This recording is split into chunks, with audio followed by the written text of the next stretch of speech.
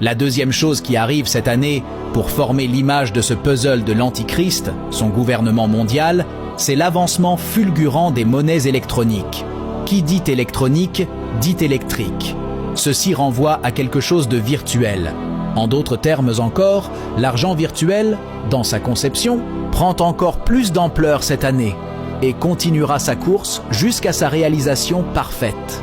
Apocalypse 13 nous dit que personne ne peut acheter ni vendre sans avoir la marque de la bête. En d'autres termes, pour ne pas avoir la marque de la bête, il faut que tu n'achètes ni ne vendes. Or, pour ne pas acheter ni vendre, il faut que tu n'aies pas de quoi acheter ni vendre.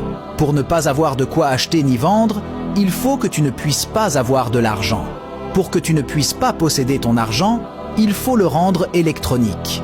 C'est-à-dire qu'il soit dans ton téléphone, qu'il soit dans ta carte, qu'il soit dans ta banque, mais qu'il ne soit pas dans tes mains. Ainsi, ils peuvent contrôler ton argent. La monnaie électronique ou virtuelle est donc un point capital pour l'Antichrist. Il en a impérativement besoin pour t'imposer sa marque. Pendant que toi tu joues, tu vas chanter et danser pour Dieu à l'église. Pendant que tu rentres à la maison sans faire le bilan de ta journée, pour voir où est-ce que tu as avancé avec Dieu et où est-ce que tu as rétrogradé, afin de demander à Dieu de t'aider, puisque sa venue est proche, le royaume de Satan est en train d'avancer dans l'accomplissement d'un gouvernement mondial. Continue à ce rythme-là et tu le verras de tes yeux. Tu le vivras. Ça tombera sur toi tout à coup. Le 18 octobre dernier, l'Union européenne a annoncé que la disparition de l'argent liquide est emmenée à disparaître d'ici 2025 pour justement favoriser le paiement par carte. Le 1er novembre, l'Union européenne annonce la phase préparatoire du lancement de sa monnaie numérique.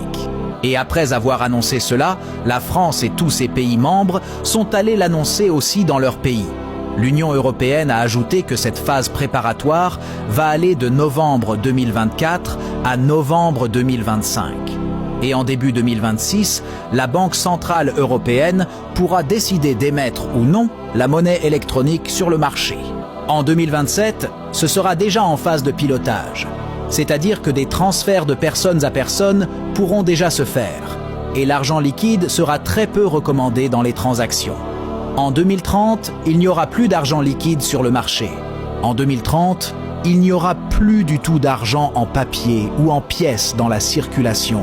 En d'autres termes, il ne nous reste que 6 ou 4 ans pour que l'argent en papier disparaisse totalement.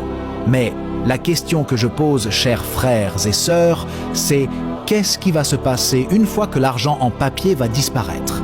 Une fois qu'ils auront la main mise sur ton argent et qu'ils vont le contrôler, qu'est-ce qui va se passer?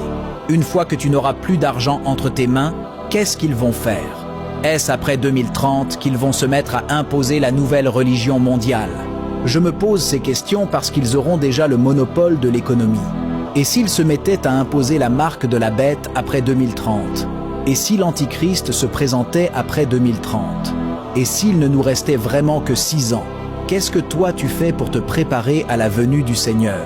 Dis simplement que je crois en Jésus-Christ ne suffit pas pour être enlevé. Aller à l'église ne suffit pas. Parler en langue ne suffit pas pour être enlevé. Prêcher l'évangile ou chanter à l'église pour Dieu ne suffit pas pour être enlevé. Abonne-toi pour la suite.